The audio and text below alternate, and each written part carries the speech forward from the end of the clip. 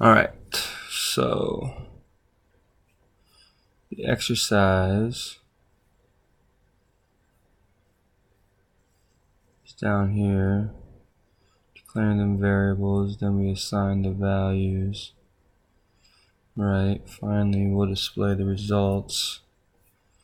So the next step is to display a dialog box. Yeah, okay.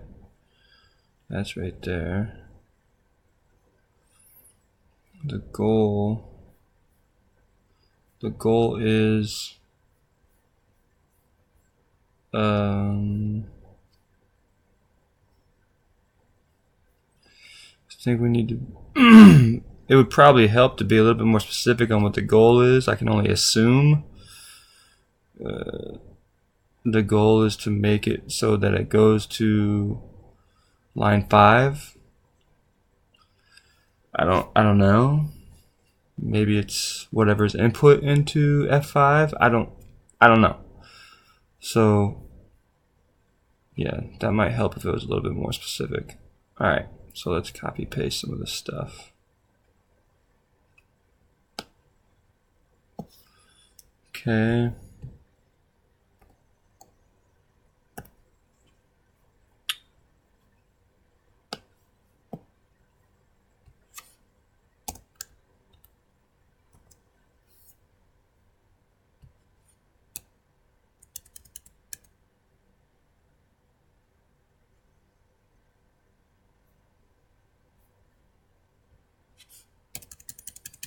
I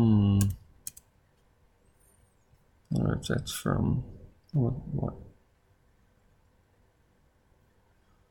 caused that. Oh, I guess I could have just went down here and copied it all, huh?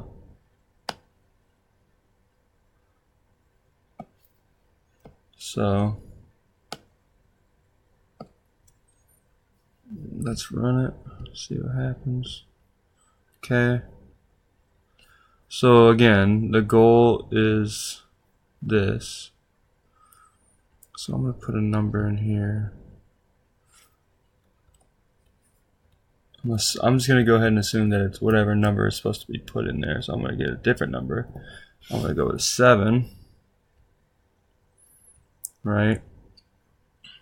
And then we'll go back to this.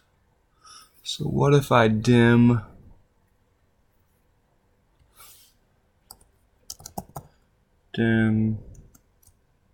call it user input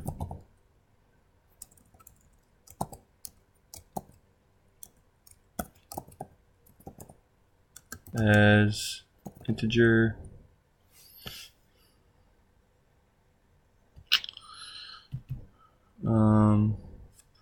and then we're going to say that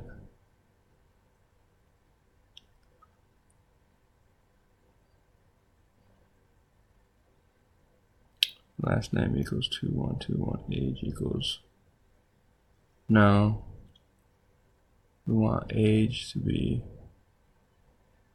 user. Yeah, okay, so we're asking for age. Okay, age is going to be this. That's fine, we already got age dimmed. So what if we no, I was doing that right, sorry. Dim user input as integer. Alright, and then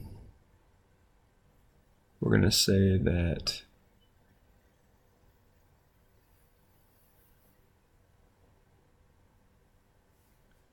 integer or user input is going to equal, how did I put it? Oops, let's not do that.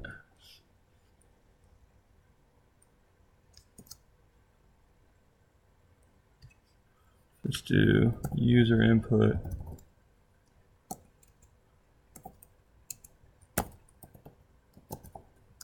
equals range F5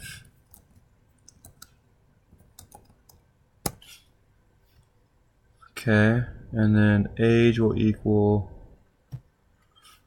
whatever's in user input and then column 3. Let's see what happens here.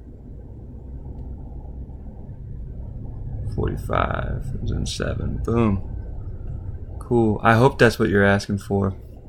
And actually, I've never thought about it like that, but I've worked with VBA quite a bit, but this kind of a subroutine it could be very, very useful. I've never used something like that before, but yeah, we're gonna go ahead and make sure we save that for future references. Cool. Let's close it all down.